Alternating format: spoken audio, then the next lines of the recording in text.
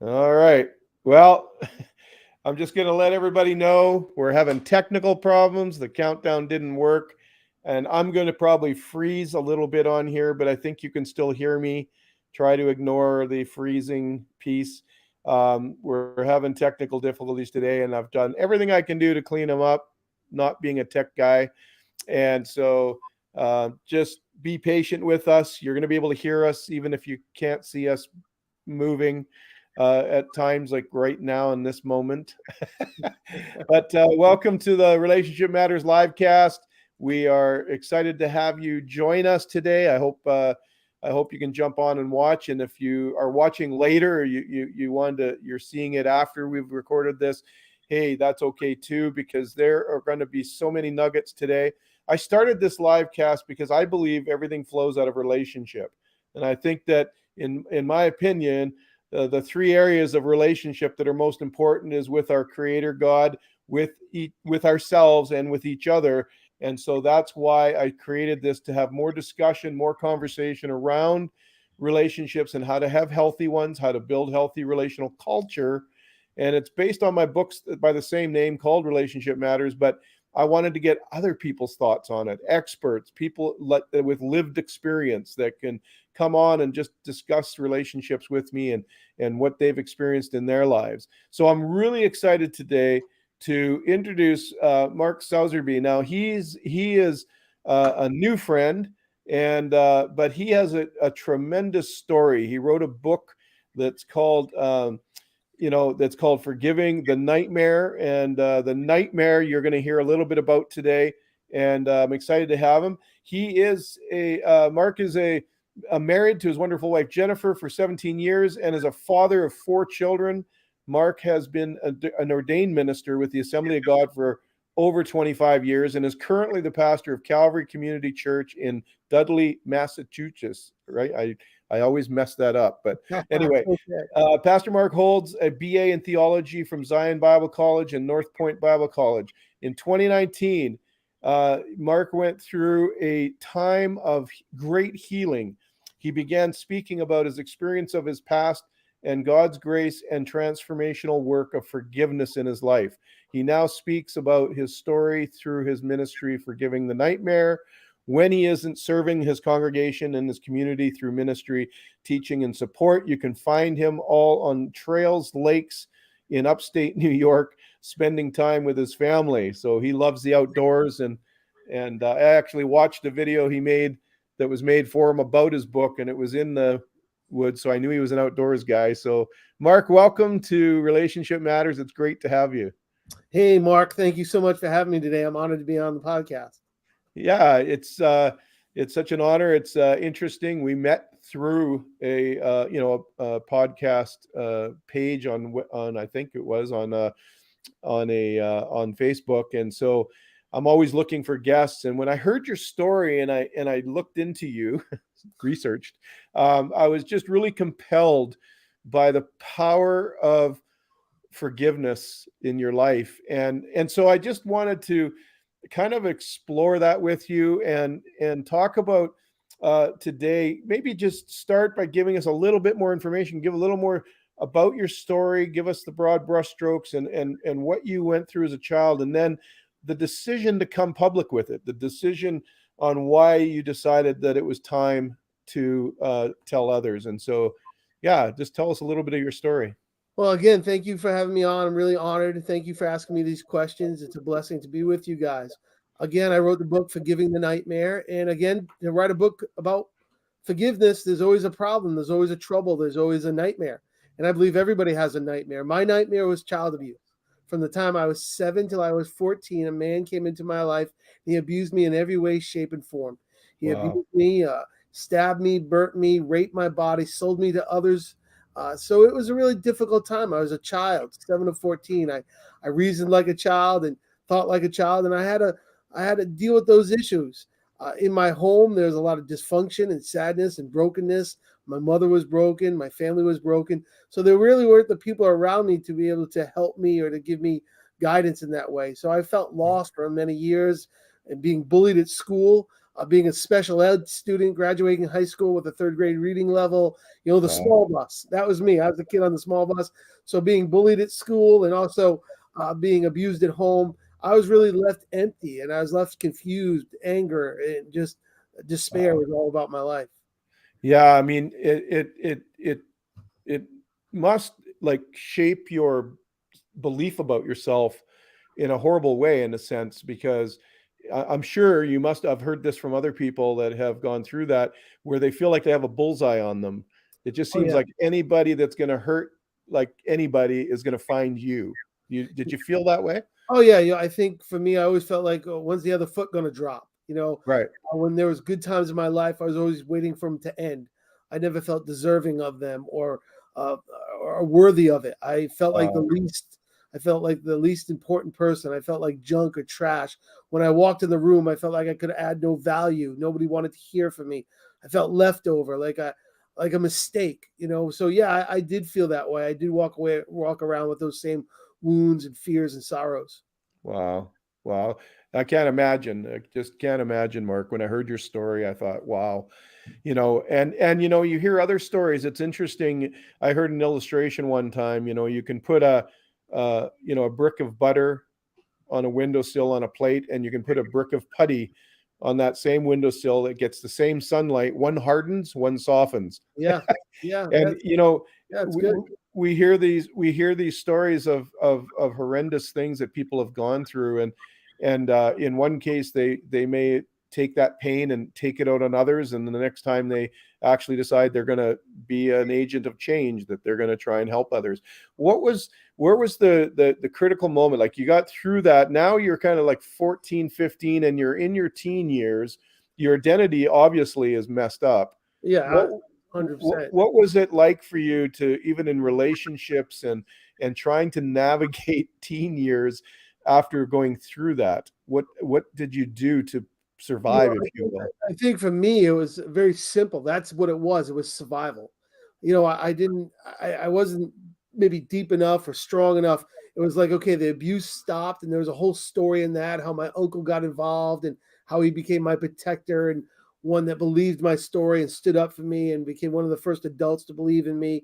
But then I was a teenager dealing with teenage stuff. I was going through puberty and hormones and left and right, up and down, just trying to figure out what we go through. And it wasn't that I was trying to be something. I just wanted to be free. I never want I But I think once you've gone through abuse, you build a system, you build a concept, you build a way of handling it. And uh, obviously from 7 to 14, it was a very childlike system. And all I wanted to do in those years was not get hurt again. I didn't right. want to be hurt. I didn't want to. So it wasn't about me trying to achieve something as maybe young people do. It was me about being protected, and I did everything I could to protect myself using those immature and broken systems that I developed during the abuse itself. Wow. Yeah. Yeah, you construct what you got to do to survive, and work through these things. I suppose it would be difficult to do. So now, okay, so you're coming through that. You've made it through, in a sense, and now you're starting to kind of meet people and whatnot. And tell us a little bit about how you met your wife. What was that like? How did you like? Where did your where did things start to shift for you? Where you went from kind of survival mode into, actually, hey, I got purpose. I can live forward. I don't have Well, to. that's a great question, Mark. I wish I could tell you that it happened immediately. There's a lot that happened in life in between the from survival mode to purpose mode. Yeah. Obviously, you said today that I'm a pastor, so faith is very important to me. So as I embraced my faith with the Creator, as I embraced the hope that I found in my Creator, that started to give me purpose. But again, I had systems, I had thinking that were all from the past, and then as I started to mature, as I started to get older, I no longer wanted to be shackled to my attacker anymore. I no longer wanted to be identified by that pain. I no longer wanted to carry that victimhood that became so comfortable to me. that I understood so well, and I could justify it. So to let those identities go of broken and a victim, and even though that's true identity, that really happened to me. To let those things go, to say I could be more than that, happened again through my faith walk, my faith journey, and also finding people that supported me, finding friends and people that came on my side, and then eventually walking down the aisle with my wife, and her and I becoming a husband and wife for the, joining together, and so those were the beginnings of, okay, I guess Right. I'm not junk. There's a real pretty girl who loves me. Wow, Right. Right. I guess I must be not junk. So Yeah. So then, how did what you went through? I know there's a healing journey; it's never instant, yep, and yep, you alluded to that. That you know you had to deconstruct some of those belief systems as you were still constructing the new ones. And so, amen. what? How did it affect your relationship, and particularly with your wife, but maybe even other relationships around you? You? How did they Well, affect you? that's again, I think when you go through those times in your life and you build those systems, your number one thing is to protect yourself, and Right. you've learned to protect yourself through any means you can.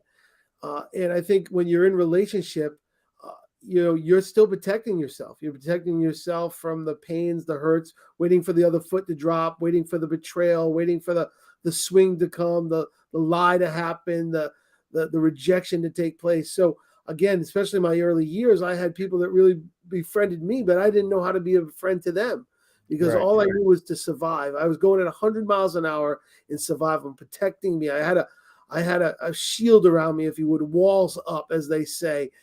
But as I started to embrace healthier relationships, started to let my guard down, I could tell you, I think for me, and I don't know if I could speak for every victim, because I think we all have a nightmare, and so we're all a victim of something. But one of the first things I remember saying to my wife, well before I said I love you and will you marry me, is I realized I trusted her, and that was so deep for me to say I trust somebody. I can be vulnerable. I can be open. I can be Right. exposed in front of somebody, because again, that was the last thing I wanted to give to anybody, because I was that trust in my childhood was so taken from me that it was hard for me to give back and learn to trust again. Yeah. Yeah, I can't imagine. It's one of the pillars of a healthy relationship I have in my book. The first pillar is trust. Yeah, amen. And one of the ways that you build trust is through transparency. So I can't imagine when you're trying to protect yourself and you got these walls up, there's no transparency, uh, then it affects that trust wall. So I can't, to trust somebody for the first time must have felt amazing. It did. It was amazing and frightening at the same time. Yeah, yeah, It's like, wow, it's amazing and frightening. So again, to learn to trust, it's not, I would think that many people had a relationship modeled in front of them that was a healthy relationship. Unfortunately, I didn't have a lot of healthy relationships modeled in front of me. So I didn't know what trust looked like. I didn't know what trust sound like. So I had this unhealthy view, and trying to find out, first of all, what a healthy view is, and then to apply it. So right, it became very difficult. I remember my wife knew my story before we walked down the aisle.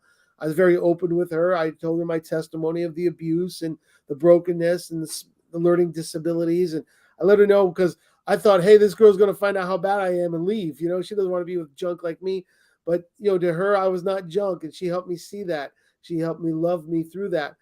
So I told her the whole thing, but I didn't realize how much that was going to affect. I don't think either of us did, how much that was going to affect us as we came together as husband and wife, as we joined our home and our life and our family, as we grew yeah, as that relationships go. So the first year of marriage did have its ups and downs. I think, my wife was this young woman longing to be married and share life with her husband and all the experiences that takes place.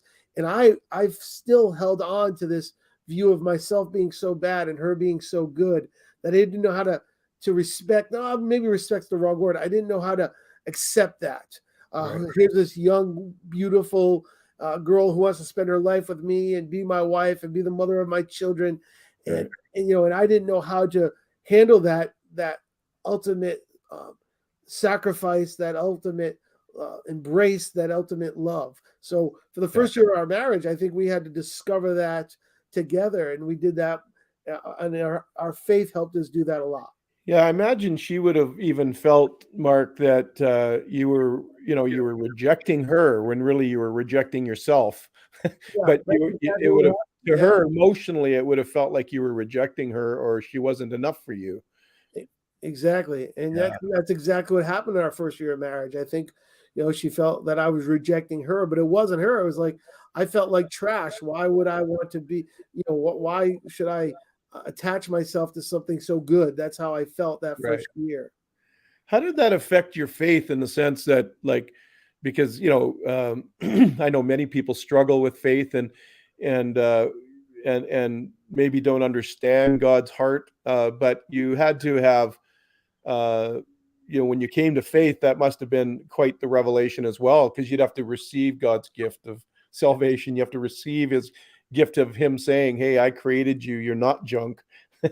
And how did that work play out for you? Well, I think a couple of things happened there. First of all, I did not grow up in the church. I didn't have a Yeah, church background. I grew up with definitely, God's out there, be a good person, go to heaven. And then I found out this bigger expression of making God our personal, having a personal relationship with God. right, So I think I didn't hold on to some um, experiences or thoughts that maybe others had. I just always thought I could talk to God.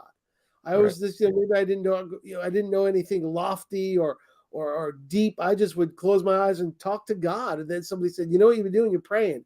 Oh, I didn't know that. I was just talking to God. So, I knew what I knew. I didn't Right, know what I didn't know. right. So, I think when you look at healing and forgiveness and grace and mercy, if you look at the end of the road, it looks like so far away. It looks like a mountain in front of us.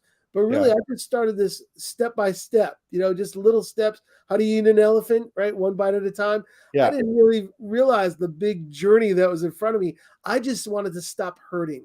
And I right. think forgiveness for me equals freedom.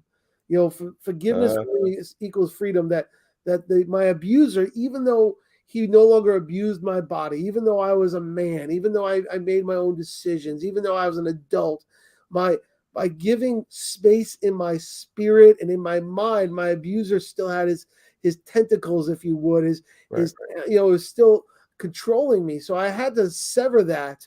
But that's the journey that gets so difficult, because to sever that, of course, I wanted to be justified. I wanted to be righteous. I wanted somebody to fight my battle.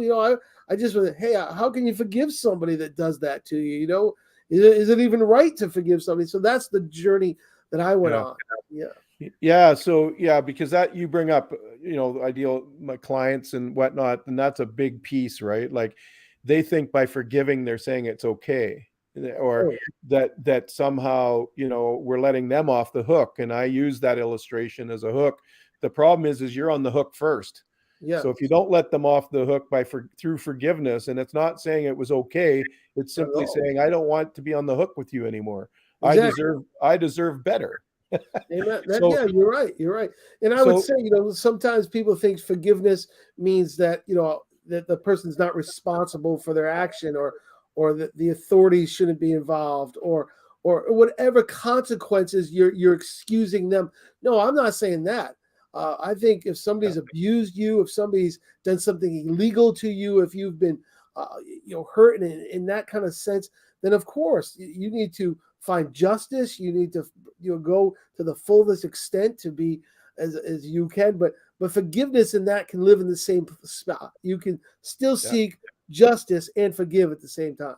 Yeah, it's so important, Mark. Thank you for saying that, because it is so important to understand that. In fact, forgiveness quite often is a pathway to justice, Yeah, because when you forgive, you're putting your trust in God, you're putting your trust in a higher power to take care of you. It actually releases you to be able to see justice happen. Otherwise, it's just revenge, yeah, or it's bitterness, it's anger. yeah, But if you truly forgive and receive, give and receive forgiveness, what happens is you are actually released that person now to be justly treated or to be justly judged, if you will. Yes. And you Yes. can't do that until you forgive. And Mhm. let's talk about forgiveness for a minute, Sure. because some people think that forgiveness is maybe an emotion. But when you chose to forgive your offender, what was it like? You forgave once and it was done, or was it a process for you It's to yeah. forgive? I think even now it's still a process. I mean, Right. it's an everyday journey. It's a forgiveness to me is every day. I mean, the truth is that I was an abuse victim for 7 years of my life. Somebody invaded my body. Somebody, took my dignity, took my rights, took my self esteem. So Yeah. that would really happen to me. I that's never gone away. It's a part of my narrative.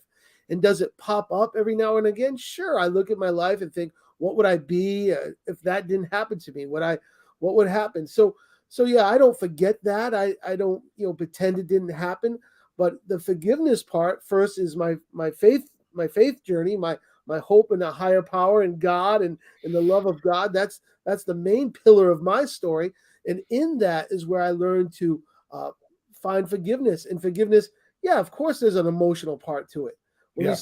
When you stop thinking yourself as junk, you stop treating yourself like junk.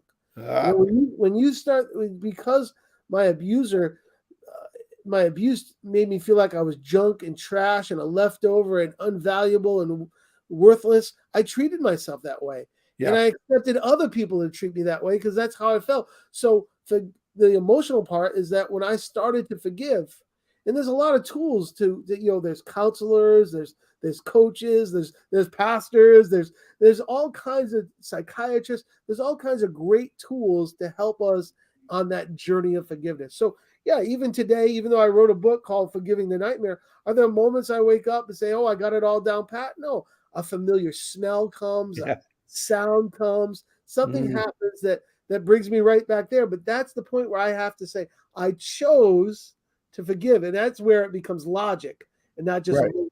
I chose to forgive. It still hurts. Yeah. It's still painful. But it's an act of your will. It's Yeah. it's not emotion. I always say the emotions will catch up with your decisions. Yeah. So when you choose forgiveness, the emotion of that, the freedom from that comes, will come, but sometimes it's delayed. But I really like that you brought up, because there's still flashbacks that can happen. I'm Oh, sure. I'm sure. sure there's, like you say, a smell or a certain thing happens, and then you get triggered, Yeah. and so it's about choosing forgiveness as a lifestyle, I would imagine. Yeah. And there's days that are better than others. There's Yeah. days and weeks, and there's, of course. I mean, I don't have all the answers. I just wanted to come and say, hey, if a guy like me, a blue collar guy, living a real, trying to feed the kids, trying to pay the bills, if if if I can walk through forgiveness, and a part of my faith story is forgiveness because I've been forgiven, then I believe anybody can do this. And it's not easy. I want to first tell people it's not easy. You don't wake up and it's over in one Yeah. moment. This is I'm over 50. I told you, my abuse was 7 to 14. So this has been 30 plus years of discover and hope and grace and mercy walking me Okay. through all this. Yeah, and what's lovely is that you're willing to share your story in that sense, because maybe we can help somebody who's in their 20s not have to live through all of that. That's why I tell my story. That's why that's the power of testimony, if you will, is that Right. somebody else can learn from us. I just want to also say, for anybody that is viewing, or even if it's after this is live, you want to make a comment, you want to ask for prayer, if you want to ask a question, and you are live here, if you want to ask a question, just go ahead and make that question in the comments. It shows up in the studio here, and we'll bring it forward. Feel free to share that, for sure. And if you have a question, or if you just have a statement, or you just need prayer because you're somebody who has been hurt or being hurt, we want you to know Mark and I believe in prayer. We believe in not doing this alone. I really like that you brought that out, Mark. Find somebody that you can talk to about it, because I want to just address that. I would like you to address that for a minute. The secret of it has got to be damaging to people and to your relationships. How would you say that, because I'm sure it's a family, a lot of times when there's abuse, there's a family secret, and Yeah. then people are told not to tell anybody. What do you say to that?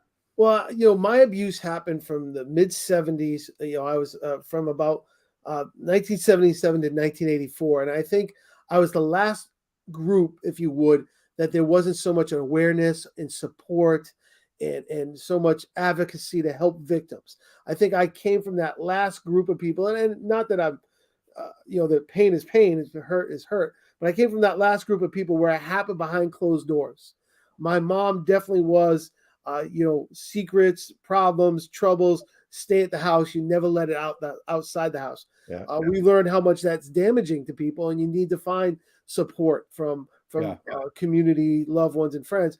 So I would say, when you have a secret, when you have a pain, when you have an issue, a lot of us are embarrassed, troubled, confused. So we bury it.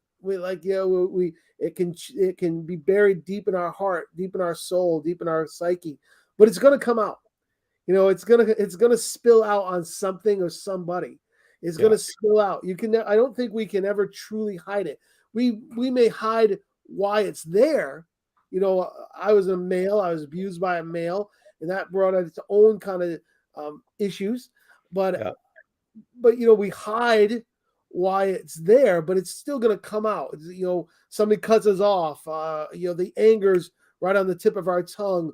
We're reaching for self-medication, and we're like, why is this happening? Because that pain's there. We've buried it in one part of our mind, but it's still pouring out of another part of our life. Yeah. And before we came on, you and I were talking, and you mentioned something that was very interesting, and that is, sometimes people say, well, I'm going to hide this. It's not going to come out. Nobody knows, but you were saying that's not true. It does come out. You just aren't expressing what it is, but it still shows up, right? Yeah. I had a friend of mine who was dealing with some trauma in his life. And as he began to confess it, one of the things he kind of said, is I hid it from everybody for so long. And he may have hid the source of the trauma, but he didn't hide that he was a person dealing with trauma. That trauma was still coming out with his loved ones, his friends, as my trauma was coming out. Again, as a youth, I had lots of friends, that really supported me. And I didn't know how to be a friend because that trauma, that hurt, that protection was still coming out. Yeah.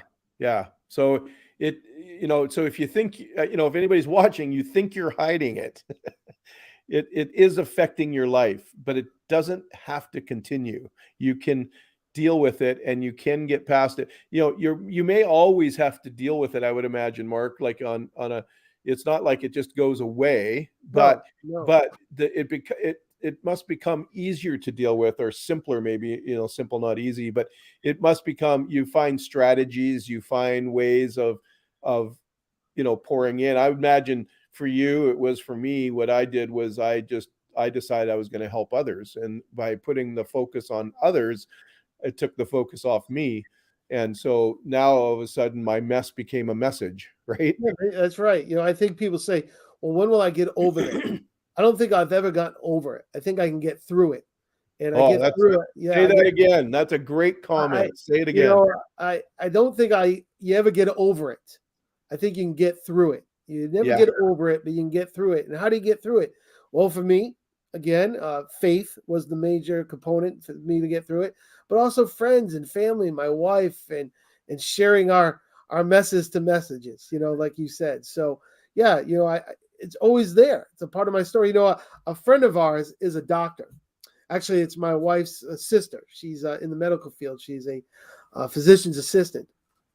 And she just told me, she said, people come to my office and they want a pill to fix everything. They want me to give them a medication, to give them a prescription. And, she said, a pill doesn't fix everything. Sometimes you got to put the work in. You got to lose the weight. And I know I'm talking in the mirror here, but you got to lose the weight. You got to cut down the salt. You got to, lay off the snacks. And the same thing, I think, sometimes when we're people that believe that even though faith was a major component to my journey, a prayer didn't take it away. A prayer supported me.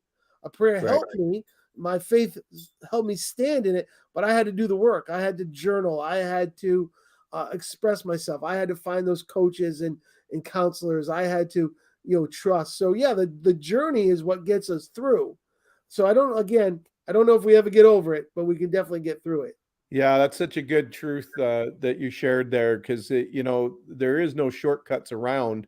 You do have to go through, and it's not easy. But the I think the parts of us that get developed by going through it and seeing the faithfulness of God, seeing the faithfulness of your friends and family stand with you, does something inside you of a healing that you would never maybe have gotten if you hadn't.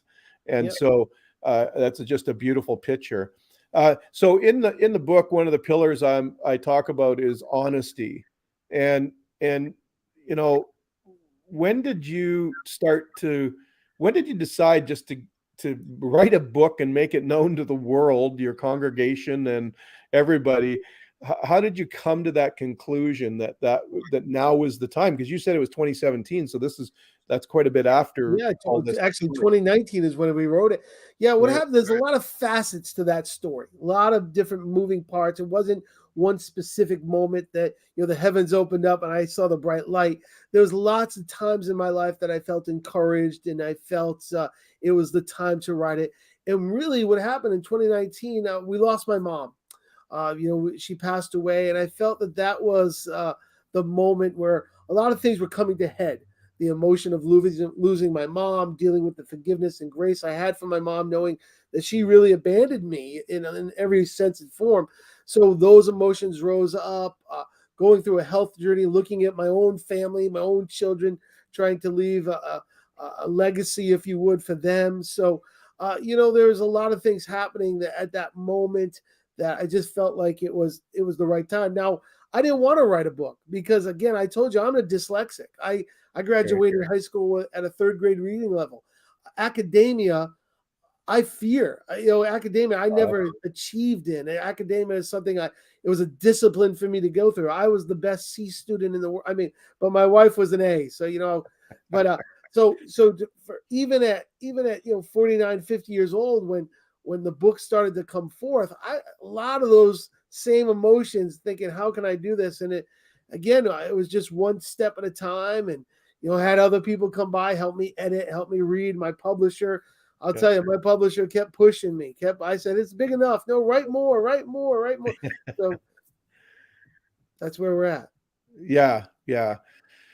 Have you felt another layer of healing by writing it, by putting it out there? Was there like I mean, did you have to relive somehow? Obviously, you're writing the stories, so you're remembering the things that took place. But was there kind of like did God use this to just do a deeper layer of healing for you? Well, I think that's what's happening even now. Even now, there's that Yeah, deeper place for me. But I would say that as I began to write the book, I was never that you're over it again, but I was already yeah, through a lot of it, from what I understand in my own self. So it wasn't a therapeutic book. I wasn't writing it as right. therapy. I was writing it as support. I wrote it to Okay. people like me. I said, you know what? You could have handed me a book, my friend. You could have handed me a book that was 1,000 pages long and say it has all the answers. But I was so intimidated about my own reading level and abilities, I wouldn't have read it. So my book is a book that I wrote to guys like me. My publisher said, "Who's your audience?"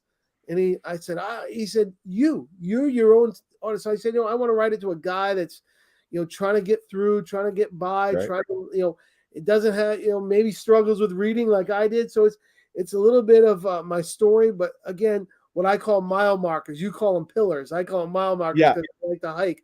So Yeah. mile markers that I put in my book to say, these are the things I lean on, look to. If these things are healthy, then hopefully I'm being healthy. So give us a few. Give us a few of those markers for whatever, whoever's watching today. Well, obviously the first couple for me, being a person of faith, would be prayer, would be reading the Word of God. Those things would be mile markers. But I think one of them is humility. Wow. Humility and honesty. Friends, real friends, the kind that can tell you need a breath mint. You know what I'm talking? The friends that can speak into your life. The friends that can read your mail. The ones that can say, hey, I Yeah. love you, but you're being a bonehead right now. You know what I mean? Right. The friends that will text me later and tell me everything I did wrong on this podcast. Those kind of friends Yeah. and those are good people. Your family, having Yeah. an ear to your family. I mean, they know you best, right? They Yeah. know you. So those are just a few of the mile markers that I Yeah. would say I put in there to help me on my journey. And those are the things I look to in my life. Am I following these things? Not that it's always a perfect prescription, but it helps me. Is my relationships with others well? Is my relationship with my family well? Am my relationship with my God, is that well? Is my relationship in these different things in my life? And again, not that it's a fix all, but they're nice ways to kind of value yourself. Yeah, yeah, because you need like those mile markers for you. They're not designed to to condemn you. They're designed to actually help you know where you're at in the journey. Sure. And that's what a mile marker is. It tells you Yeah. where you are on the path, right? Yeah, and a lot of times, you could be on one path with four different mile markers because a path Right. will merge, a couple trails will merge. So which path are you on? And when you're walking with others, it's easy to forget which path you're on, Yeah. because you can come to one part and it's got six different trails meeting up there and you meet others. But again, so are you following the path that's best Right. to help you? So, Mark, I want to just dive a little bit deeper now into how it affected your relationships. Not just with your wife, but also with your kids as they came along. They don't, your your little people. They don't know. You can't tell them details of your story, but they're feeling the effects of it some days.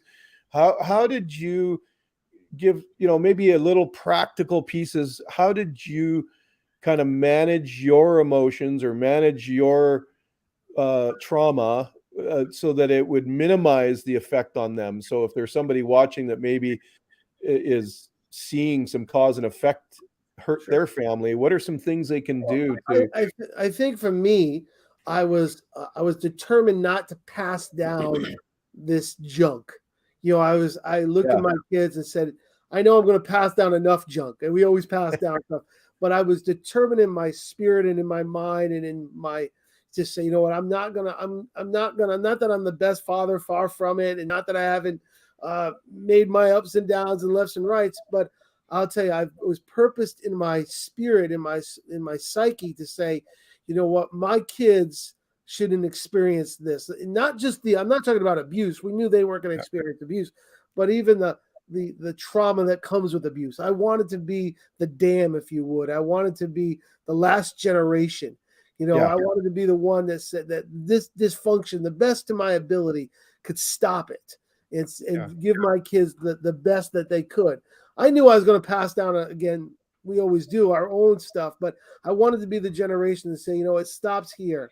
right, The affairs, the lies, the the brokenness, the abuse, all that's going to stop here. So my kids, that will be like a foreign language to them. And even now, when they hear me speak about this, they have empathy, they have sympathy, but I think they can't completely understand it yeah. because they've never. Amen. So I'm glad about that.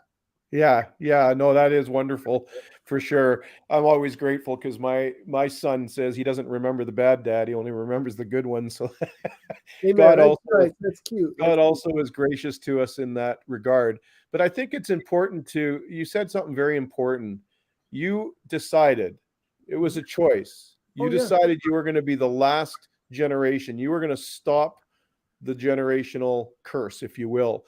And I think it's so important for anybody to know you can stop the generational process in the bad ones and you can continue the good ones. So the legacy pieces that are good and healthy, you have the ability to pass on to the next generation, but only when you become aware that you need to heal yourself.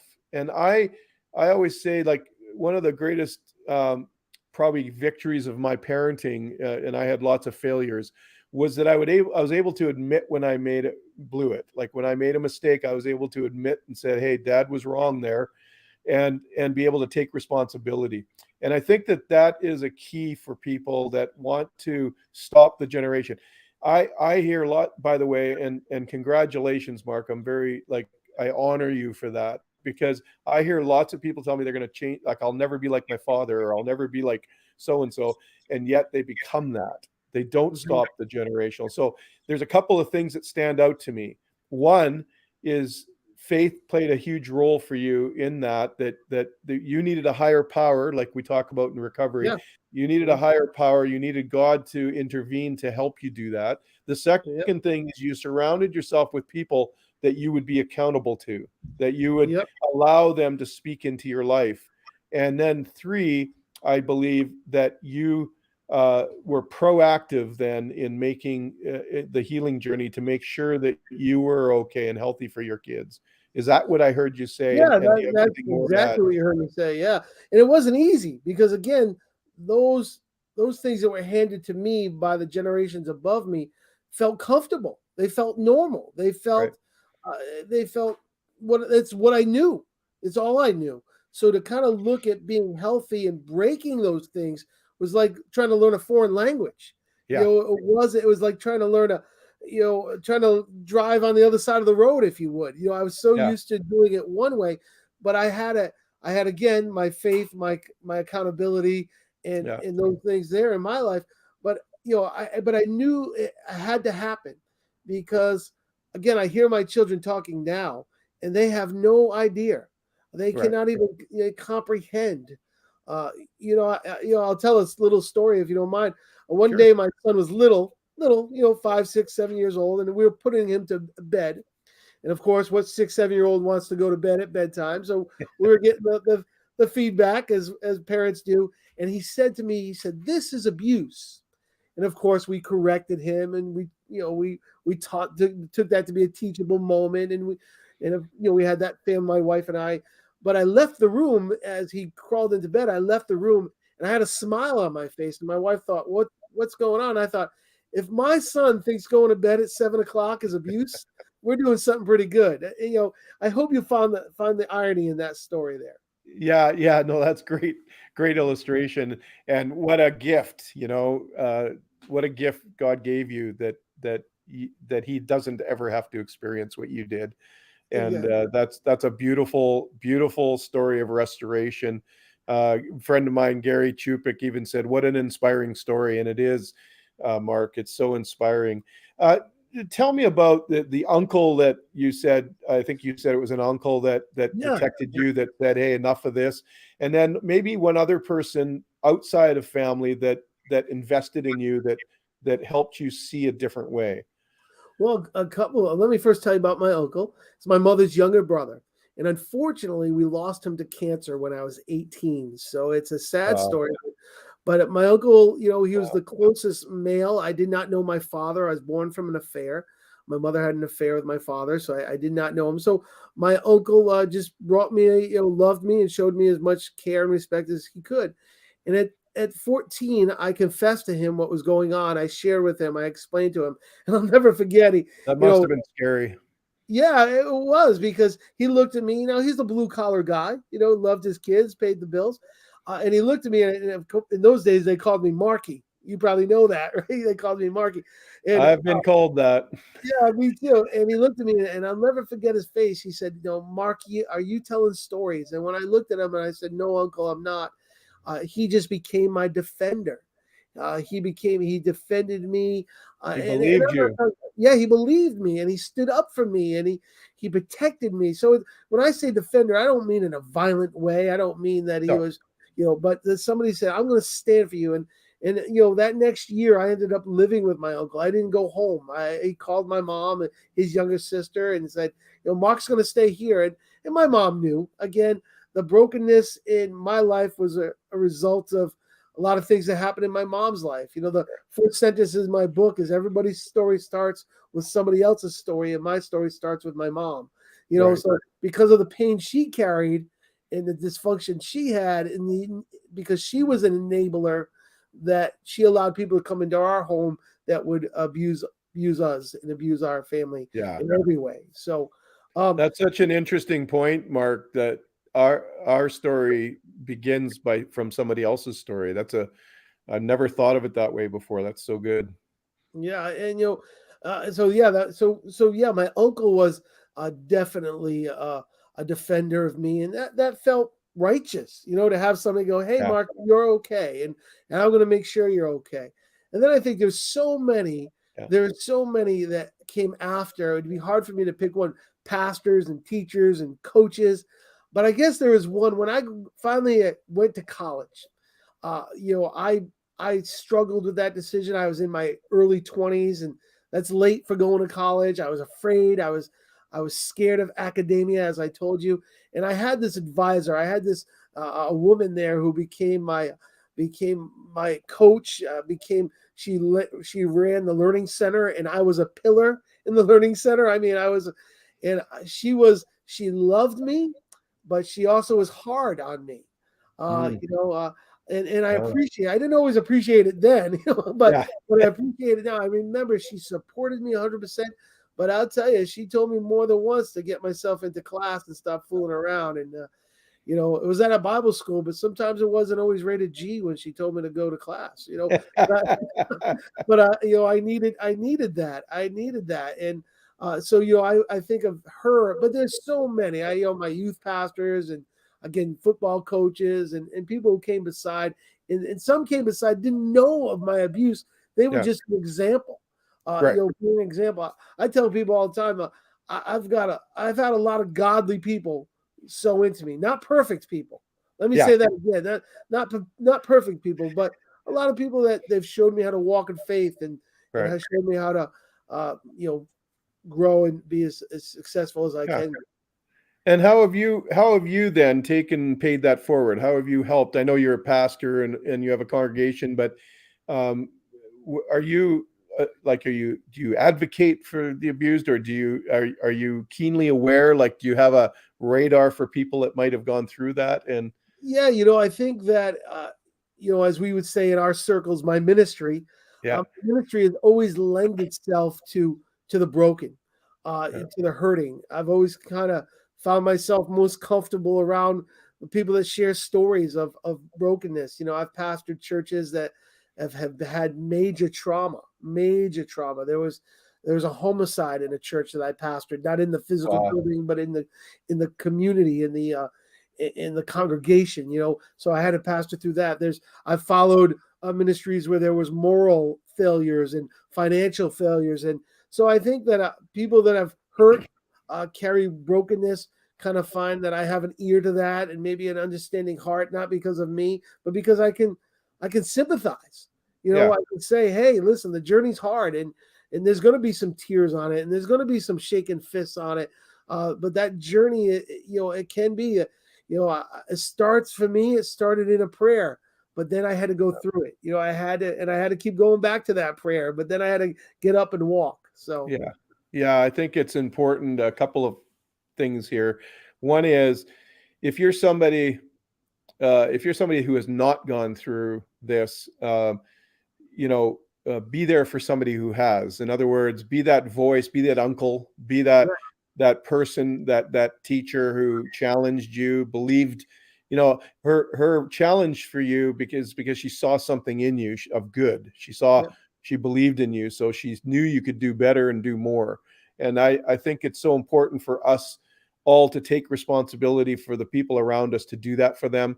The second thing that really stood out to me, Mark, is that part of your healing journey was actually giving back to others, to actually pay forward, in a sense that you became that mentor, you became that advocate, you became that person, you became the uncle, you became that teacher who would encourage and challenge people. And I think that that's really important for somebody. I don't know why it's just in my spirit right now. Like, that's important for somebody that's listening to this, that you can be the change, you can make the change, you can be an encouragement to others. And many people who have gone through what you've gone through think that they're stuck, they can never contribute anything, they can never do anything because they feel that junk, as you call it, inside them.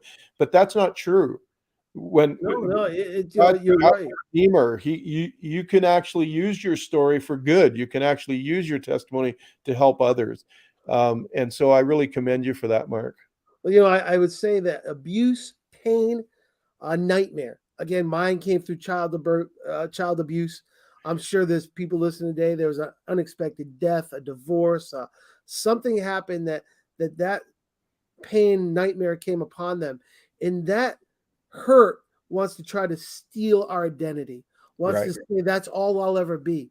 All I'll ever be is a product of the abuse. All I'll ever be is a victim of the abuse. All I'll ever be is the brokenness of the pain, the nightmare. And it took me a long time holding on to faith and friends and love and hope that would help me see myself not as that broken person, that I could be no visions of grandeur. Yeah. I'm a poor guy, but I don't have to be broken. I don't have to be the least of. I don't have to be the best of, but I don't have to be the least of. I'm not junk. I'm not dirt. I'm not leftover anymore. In my little world, I can be better. So Yeah. Yeah. So important to challenge those limiting beliefs about ourselves. And I always say the only opinion about me that matters is God's, and He's already told me what it is, and that's good. And so amen. that's kind of where I go as well.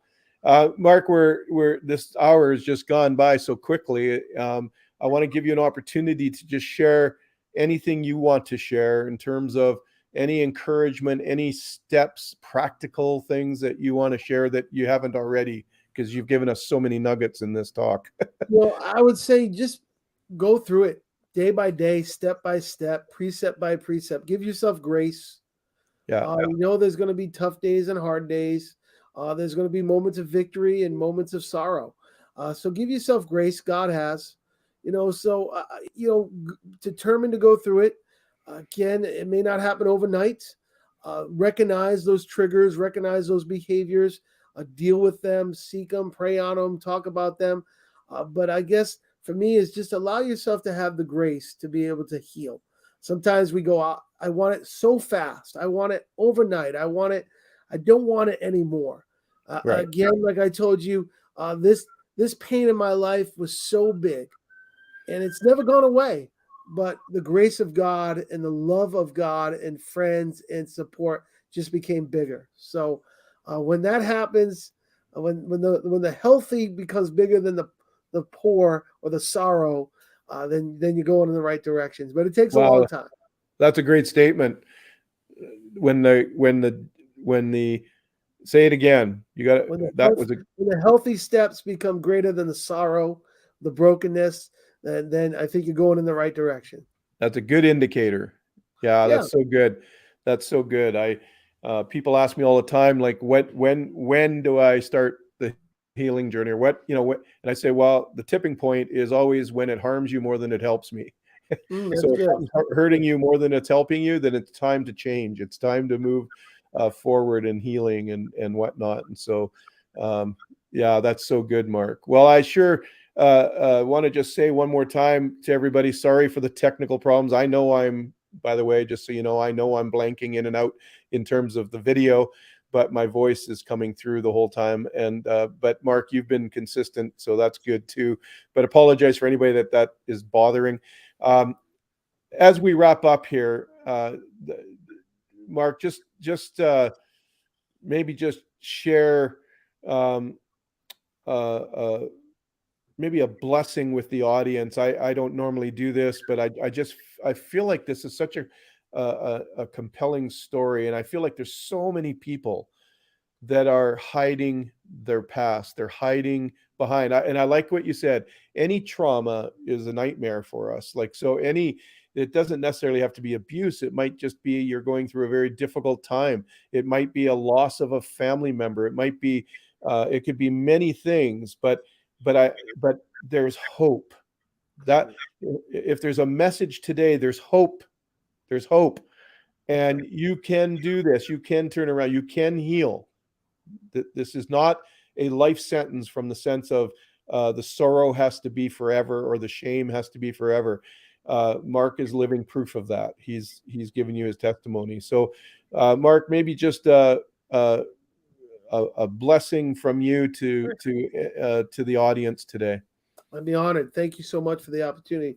So, God, we come to you, and I thank you for the listeners today. I thank you for Mark and this show that goes out, Lord. And Father, we know this subject's a big one. It's a deep one, Lord God, with many people can experience this and feel it, and a lot of emotions are brought up. And so, Lord, I pray today that, Father, that people will know that there's a God who loves them, a God who cares for them, a God's on their side.